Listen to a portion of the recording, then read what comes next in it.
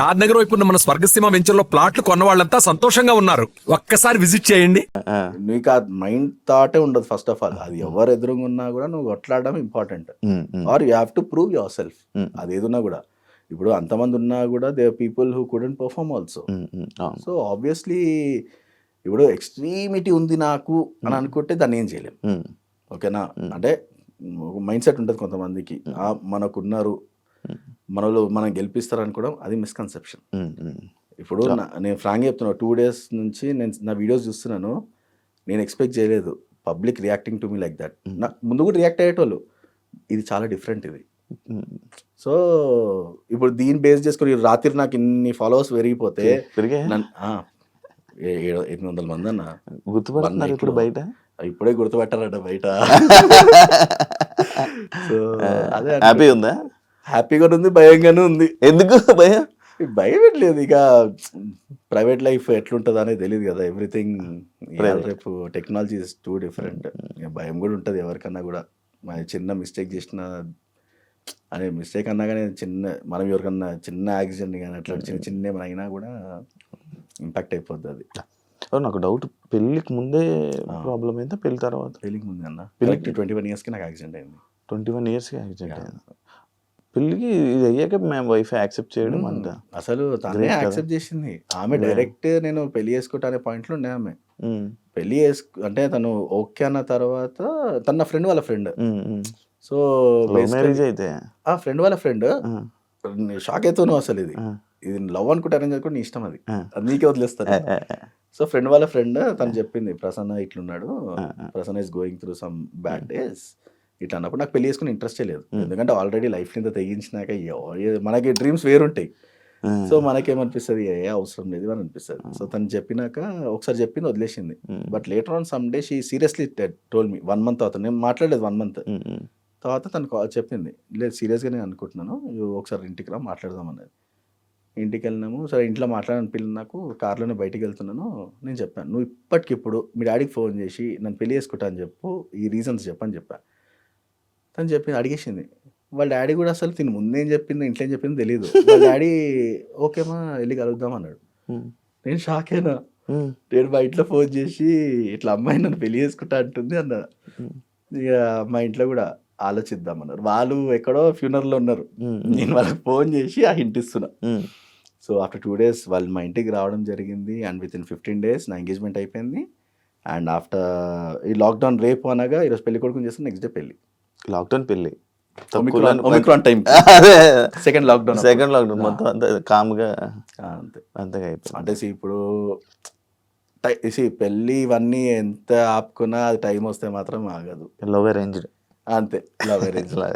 ప్రసన్న కుమార్ అంటే ఇప్పుడు అందరికీ బిగ్ బాస్ అగ్ని పరీక్ష వచ్చిన కామనర్ కంటెస్టెంట్ అండ్ మనడు moto like motor vehicle bike rider. దాని తర్వాత ఇంకా నీ ఇన్స్పిరేషనల్ స్టోరీ ఏదైతే కొంచెం చెప్పావో అదొక్కటే తెలుసు. అసలు ప్రసన్న కుమార్ ఏంటనేది ఎవరికి తెలియదు. దాని గురించి చెప్తావా, మనం షేర్ చేసుకుంటాం. సో బేసికలీ ప్రసన్న అంటే ఫోటోగ్రాఫర్గా అందరికి తెలుసు, బైక్ రైడర్గా తెలుసు. బట్ అడ్వెంచర్ ఎంతజియాస్టిక్ అనేది చాలా మందికి తెలియదు. సో బేసికలీ నేను ఒక photographer, videographer, video editor, bike rider, horse rider, plus marathon runner, scuba diving చేశాను, నేను స్కై డైవింగ్ చేశాను, పారాగ్లైడింగ్ చేశాను, పారామోటరింగ్ చేశాను. అంటే ఎన్ని అడ్వెంచర్స్ అయితే ఉన్నాయో అన్నీ కవర్ చేశాను. అది రాక్ క్లైంబింగ్ అంటారు కదా, రాక్ క్లైంబింగ్ ఇవన్నీ చేశాను నేను.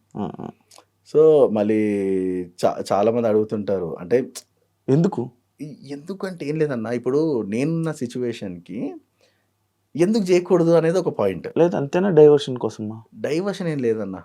నిజంగా చెప్పాలంటే మైండ్ ఒక చోటు ఉండదు మనది. ఇప్పుడు ఒకటి అయిపోయింది అనుకో ఇంకోటి. ఇప్పుడు ఎగ్జాంపుల్ మీరు అన్నట్టుగానే, మీరు జాబ్ వదిలేసి ఎందుకు వచ్చావు, అంత మంచి లైఫ్ కదా అంటే, ఇప్పుడు already there is a backup. నేను చదువుకున్నాను, I have a good degree. So ఇప్పుడు నాకేంటి, ఇప్పుడు నేను ఛాన్స్ ఇచ్చినా తప్పులేదు, లైఫ్లో కొంచెం డిఫరెంట్గా ఉండాలి. సో యాక్టింగ్ కూడా బ్రో సుప్రీం లాక్ చేస్తాను నేను లాస్ట్ ఫైట్ సీన్లో. మళ్ళీ సుందరకాండ మా టీవీలో కూడా నేను అది సీరియల్ యాక్ట్ చేశాను. 15-20 ఎపిసోడ్స్ ఉన్నాయి. గుర్తొచ్చింది సుప్రీం లాస్ట్ ఫైట్, నా ఫేవరెట్ ఫైట్ అది యాక్చువల్లీ.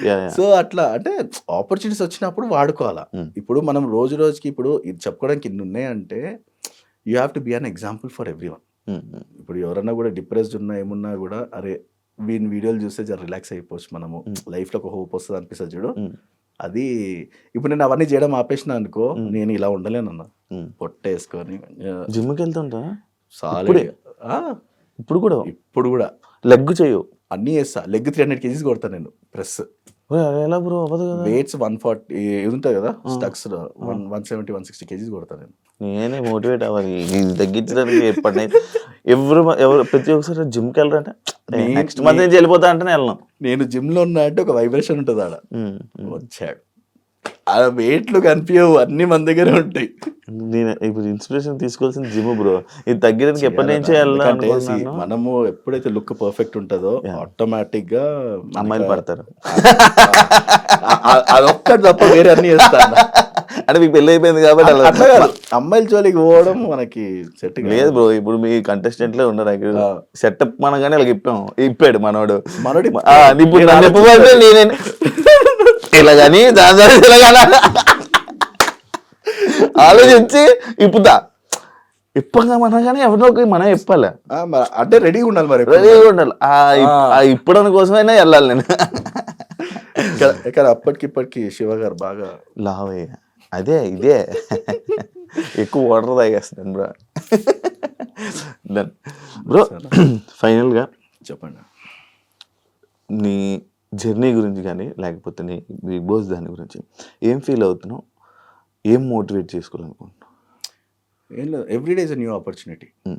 సో వెన్ అది ఎవ్రీడే ఓ న్యూ ఆపర్చునిటీ అన్నప్పుడు దాన్ని ఎలా వాడుకుంటున్నావు అనేది ఇంపార్టెంట్. ఓకేనా, నువ్వు పాజిటివ్గా చూసుకుంటే అది పాజిటివ్ ఉంటుంది, నెగిటివ్ ఉంటే నెగిటివ్ ఉంటుంది. యాజ్ సింపుల్ యాజ్ దట్ అన్న. అంతకు మించిగా సో నీకు డ్రీమ్స్ ఉన్నాయనుకో దాన్ని చేంజ్ చేసుకోవడం పోవడం అంతే. లేదు మనము రేపు చూద్దాంలే, ఈ రోజు కాదు నెక్స్ట్ టైం అనుకుంటే కదా అట్లే ఉంటుంది. So in your life you have to ఒక క్లారిటీ లేకపోయినా ఒక అటెంప్ట్ అనేది ఇంపార్టెంట్ లైఫ్లో. సో అది మనం ఎక్కడ దారి తీస్తుంది ఎవరు చెప్పలేము మనం. నెక్స్ట్ బిగ్ బాస్ ట్రై చేస్తావు ఒకవేళ మళ్ళీ కామనర్ ఉంటే? లేదన్న, అంటే ఎందుకంటే ఆల్రెడీ చేసాము. ఇది ఇక్కడతో టైప్ చెప్పలేము, మరి ఇప్పుడు కాకపోయినా రోడీస్ అనుకోవచ్చు కదా బాలీవుడ్లో. పెద్ద ప్లానే. అంటే స్ట్రెంత్ అంటే ఆల్రెడీ ఇక్కడ మనం అనుకోకుండా ప్రూవ్ అయ్యాం అనుకో, ఆబ్వియస్లీ దట్స్ తెలుగు రోడీస్ అంటున్నారు ఇప్పుడు. దీన్ని కూడా యాక్సెప్ట్ చేస్తావా? ఓ మాదిరి చేయొచ్చు కైండ్ ఆఫ్. యా ఫిజికల్ టాస్క్లు మీరు వాళ్ళు పెట్టింది చూడలేదు కదా. సో అంటే ఈ వాళ్ళు ఇంట్రొడక్షన్స్ చూసాం కాబట్టి మనకి ఇంట్రొడక్షన్ అనే అంత అటెంప్ట్ మన దగ్గర దట్స్ ఫస్ట్ టైం అనుకోవచ్చు. ఫస్ట్ టైం ఇలాంటి షో రావడం, ఇలాంటి ఇది జరగడం. Thank you so much bro, Prasanna Kumar bro. మీకు ఇంకా లైఫ్లో మంచి సక్సెస్ అవ్వాలని. ఆల్రెడీ ఫేమస్ అయిపోయారు, సెలబ్రిటీ అయిపోయారు. సెలబ్రిటీ అయినా నువ్వు నాకు రేపు నన్ను కలిసినా ఇలానే ఉంటాయి. లేదు అంతే అలవాటు అయిపోతుంటుంది బ్రో నీకు కొన్ని రోజులు. చాలా మందిని చూశాను కాబట్టి చెప్తున్నాను, ఎక్స్పీరియన్స్, లైవ్ ఎక్స్పీరియన్స్. అట్లుంటే అట్లా అలవాటు చేసుకోవాల్సి వస్తుంది మరి.